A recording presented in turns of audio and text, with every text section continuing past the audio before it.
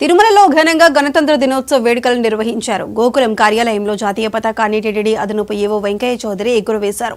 76వ గణతంత్ర దినోత్సవ సందర్భంగా టీటీడీ పాలక మండలి, టీటీడీ సిబ్బంది భక్తులకు శుభాకాంక్షలు తెలిపారు. ఈ సందర్భంగా ఆయన మాట్లాడుతూ సమిష్టి కృషితో పనిచేసి భక్తులకు మెరుగైన సేవలు అందించాలన్నారు.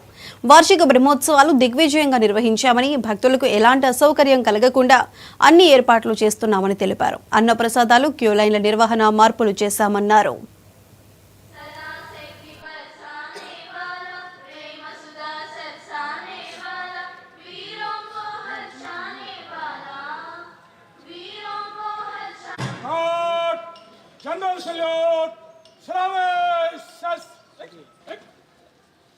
ఈ మధ్యకాలంలో మనము అనేక రకమైన కార్యక్రమాలు చేపట్టడం జరిగింది. మీ అందరి సహకారంతో టీటీడీ అనేది ధార్మిక సంస్థ. నేను చెప్పినట్టు శుభాకాంక్షలు తెలియచేసిన అందరూ కూడా దీంట్లో ఏదో రకంగా భాగస్వాములుగా ఉన్నారు. ఈ భాగస్వామ్యంతో మనందరం కూడా అనేక కార్యక్రమాలు చేపట్టి దిగ్విజయంతంగా నిర్వహించడం జరిగింది.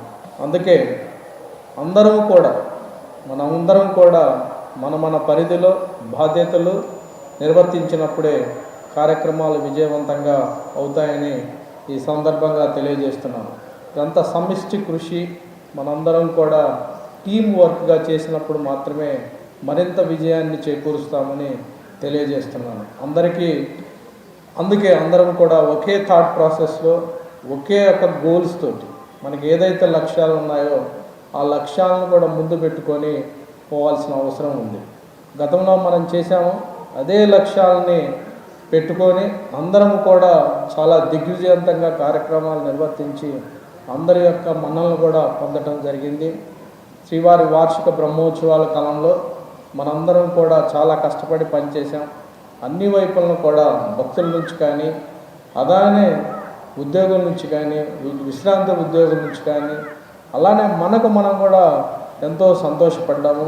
దీనందరికీ కూడా కారణం మనందరం కూడా కలిసి పని చేయటం వల్లనే అని ఈ సందర్భంగా చెప్పడంలో చాలా గర్వపడుతున్నాను.